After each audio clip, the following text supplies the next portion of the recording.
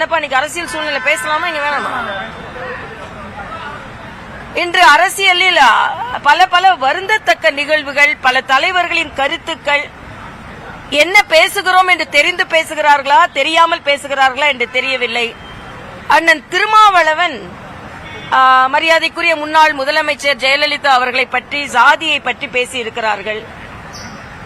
இவையெல்லாம் வன்மையாக கண்டிக்கத்தக்கது. அதே மாதிரி வைரமுத்து எல்லோரும் வணங்கும் ராமனை என்னெல்லாமோ பேசிக் கொண்டிருக்கிறார். அவருக்கு ஒருவனுக்கு ஒருத்தி என்று வாழ்ந்தவர் ராமன். அவரை பிடிக்காமல் இருப்பதில் நியாயம் இருக்கிறது. வைரமுத்துக்கு அத மாதிரி நியாயஸ்தர்கள் எல்லாம் பிடிக்காது.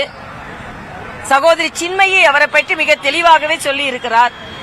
ஆனா ஒரு இறைவனை நீங்க உங்களுக்கு ஏத்த மாதிரி வார்த்தைகள், நீங்க தமிழ்நாடோட டிக்ஷனரி இல்ல, தமிழுக்கு டிக்ஷனரி வைரமுத்து இல்ல.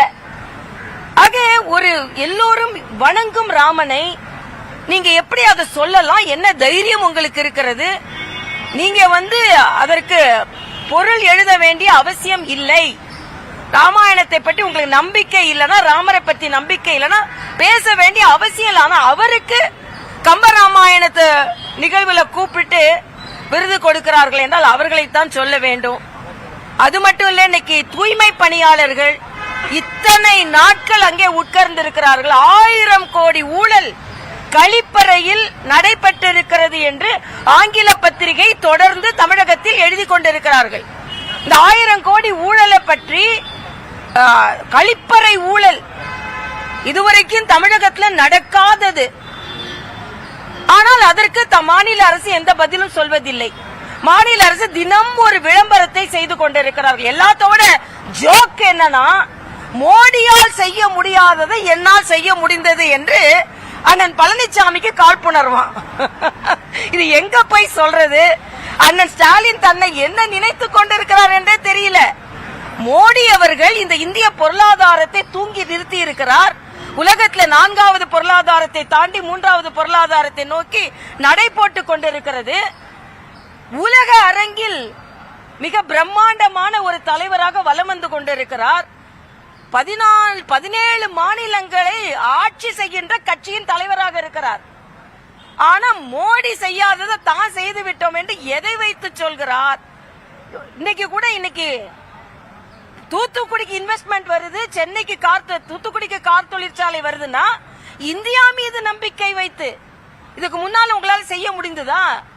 இந்தியா பொருளாதாரத்தில் மேம்பட்டு இருக்கிறது, இந்தியாவுக்குள் தமிழ்நாடு இருக்கிறது. அதனால தமிழ்நாட்டுக்கு நம்ம இன்வெஸ்ட்மெண்ட் கொண்டு வரோம்னு. உத்தரப்பிரதேசத்துக்கு இன்வெஸ்ட்மெண்ட் வந்திருக்கு, ஆந்திர பிரதேசத்துக்கு இன்வெஸ்ட்மெண்ட் வந்திருக்கு. ஆக இது எதை வைத்து சொல்கிறார் என்பதை என்னால் புரிந்து கொள்ள முடியவில்லை. தன்னை பற்றி தற்பெருமை பேசிக்கொள்ளலாம். ஆனா மலைக்கும் மடுவுக்கும் எல்லாவற்றிற்கும் உள்ள நீங்க எப்படி நீங்கள் அதை ஒப்பிட்டுக் கொள்ள வேண்டும்? நாங்களா ஒப்பிட கொண்டு வரல, நீங்க ஒப்பிட கொண்டு வந்திருக்கீங்க. அதை மறுக்கிறோம் என்று சொல்கிறோம். எல்லாவற்றிற்கும் மேல ராகுல் காந்தி முதல்வரால் தலைவர் என்று ஏற்றுக்கொள்ளப்படுகின்ற ராகுல் காந்தி இன்னைக்கு எலெக்ஷன் கமிஷன் மீது ஒரு குற்றச்சாட்டு வைக்கிறார்.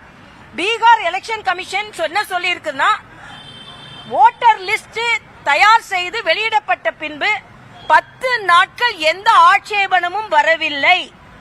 எல்லா அரசியல் கட்சிக்கும் தெரியும், எலெக்ஷன் கமிஷனின் ஒவ்வொரு நகர்வும் அனைத்து அரசியல் கட்சிக்கும் தெரியப்படுத்தப்பட்டுதான் செய்கிறது.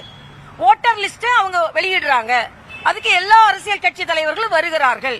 இங்கே நாங்க எங்க தொகுதியில பல வாக்குகள் காணாமல் போயிருக்கிறதுன்னு சொன்ன உடனே எங்கிட்ட சொன்னாங்க, நீங்க ஏன் வெரிஃபை பண்ணலன்னு. அது தப்புதான். ஆக அது இன்னைக்கு கர்நாடக எலெக்ஷன் கமிஷன் குற்றம் சாட்டும் பொழுது, கர்நாடக எலெக்ஷன் கமிஷன் உள்ள ஒரு ஆபீசர் 2 முறை ஓட்டு போட்டு இருக்கிறார் என்று ராகுல் காந்தி குற்றம் சாட்டினார். அதற்கு எலெக்ஷன் கமிஷன் ஒரு விசாரணை கமிஷன் வைத்து அவங்க 1 முறை தான் வாக்கு போட்டு இருக்கிறாங்கன்னு இன்னைக்கு நிரூபிச்சுட்டாங்க. பொய்ய எப்படி வேணாலும் அள்ளி விட்டுக்கிட்டே இருக்கிறான்னு சொன்னா அது எப்படி நான் கேட்கிறேன்.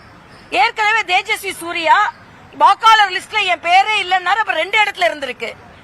ஆக பொய் சொல்ல வேண்டும் என்றால் இப்படி பொய் சொல்லிக் கொண்டே இருக்கலாம். இதுல திமுக வேற அதுல எவ்வளவு ஊர்வலங்கள் நடத்தினாலும் தயவு செய்து உங்களால், அது ஆட தெரியாதவருக்கு கூட சரியில்லைன்னு சொன்ன மாதிரி வெற்றி பெற முடியாத ராகுல் காந்தி இன்னைக்கு எலெக்ஷன் கமிஷனை குறை சொல்ல ஆரம்பித்திருக்கிறார். எலெக்ஷன் கமிஷன் இதற்கான தகவல்களை அவர்கள் வெரிஃபிகேஷன் கொடுத்து கொண்டு இருக்கிறார்கள். ஆனா இது பாரதிய ஜனதா கட்சியை குற்றம் சாட்டுவதை நான் ஒப்புக்கொள்ளவே மாட்டேன்.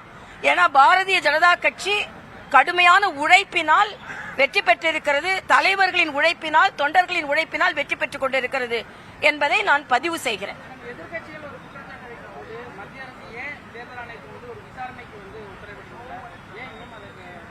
இல்ல தேர்தல் கமிஷன்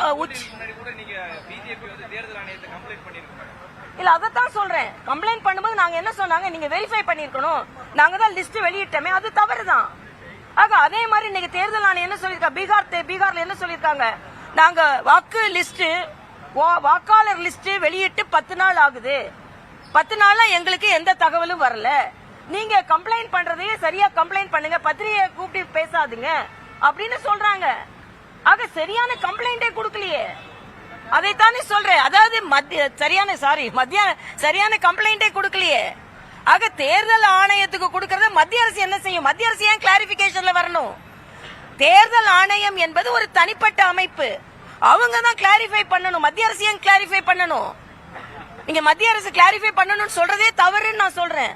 அதுக்கு தேர்தல் ஆணையர்கள் அவருக்கு பதில சொல்லி கொண்டுதான் இருக்காங்க. அதனால தான் சொன்னாங்க கர்நாடகாவில் 2 இடத்துல ஓட்டு போட்டாங்கன்னு சொன்னாங்க, இல்லன்னு மறுத்து இருக்கிறாங்க. நான் சொல்றேன், பொய் குற்றச்சாட்டு சொல்லும் பொழுது மறுத்ததற்கு என்ன பதில் சொல்கிறீர்கள்? பீகார்ல எலெக்ஷன் கமிஷனும் மறுத்து இருக்கிறாங்க, 10 நாள் ஆச்சு யாருமே எதிர்ப்பு தெரிவிக்கல அப்படின்னு. அதனால தவறு செய்பவர்கள், இங்கே வெற்றி பெற முடியாதவர்களின் சலசலப்பு தான் ராகுல் காந்தியின் இந்த ஊர்வலங்கள், இந்த போராட்டங்கள். அதற்கு திமுக உறுதுணையா தான் இருக்கும். எல்லா தோல்விகளுக்கும் எல்லா பொய்களுக்கும் உறுதுணையாக திமுக இருக்கும். அது ஆரம்ப காலத்திலிருந்து அவர்கள் அப்படிதான் செய்து கொண்டிருந்தார்கள். இதை எதிர்க்கும் சக்தி பாஜகவிற்கு இருக்கிறது என்பது எனது கருத்து.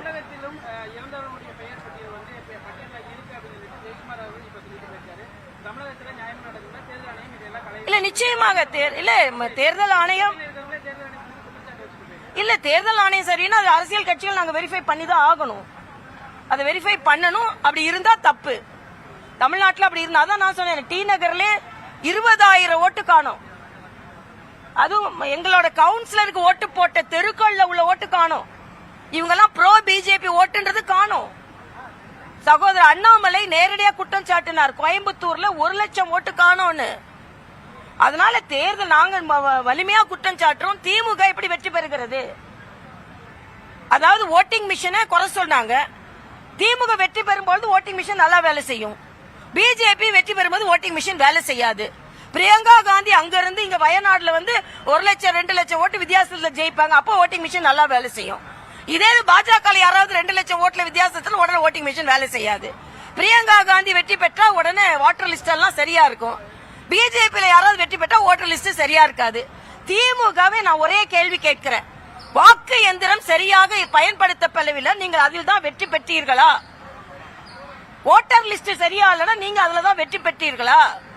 மத்திய அரசு ராஜினாமா செய்யறதுக்கு நீங்க தானே ஓட்டர் லிஸ்டை குறை சொல்லிட்டு இருக்கீங்க, நீங்க ராஜினாமா செய்யுங்க. அதனால திமுக அந்த காலத்துல இருந்து, காமராஜர் காலத்துல இருந்து தேர்தல் கமிஷனை குறை சொன்னவர்கள் தான், தவறுகளை வைத்துத்தான் வெற்றி பெற்றவர்கள் இவர்கள் என்பது எல்லாருக்குமே தெரியும்.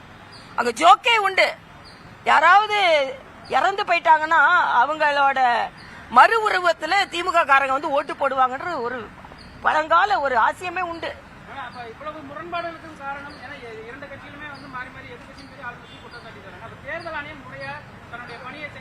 இல்ல தேர்தல் ஆணையம் கிளாரிபிகேஷனோட வராங்க. யாருனாலும் எந்த குற்றம் சாட்டு, இப்ப நான் 2 கேக்குறேன். பீகார்ல தேர்தல் ஆணையம் நாங்க 10 நாளா யாரும் எதிர்ப்பு தெரிவிக்கலன்னு சொல்றாங்க, அதுக்கு என்ன பதில்? அதே மாதிரி 2 இடத்துல ஓட்டு இருக்குன்னு அதிகாரி ஓட்டு போட்டாங்கன்னு சொன்னாங்க, இல்லன்னு கண்டுபிடிச்சிட்டாங்க, அதுக்கு என்ன பதில்? தேஜஸ்வி சூர்யா என் ஓட்டே இல்லன்னா 2 இடத்துல ஓட்டு இருந்தனா அப்ப disqualified to be a candidate, அதற்கு என்ன பதில்? ஆக நான் பால் எடுத்து போட்டுக்கிட்டே இருப்பேன், யாரும் அடிக்க கூடாதுன்னா எப்படி? அப்படிதான் ராகுல் காந்தி யாரும் இல்லாத ஒரு கிரவுண்ட்ல உட்கார்ந்து ஒவ்வொரு பாலா எடுத்து போட்டுட்டு இருக்காரு. ஏன்னா அவருக்கு 6 அடிக்க தெரியாது. எதிர்த்த ஓட்டி போட்டா இப்படி அதனால போட்டுக்கிட்டே இருப்பாரு பால, எங்கேயோ போய் உள்ளட்டும் அப்படின்னு. அதாங்க நடந்து கொண்டு இருக்கு.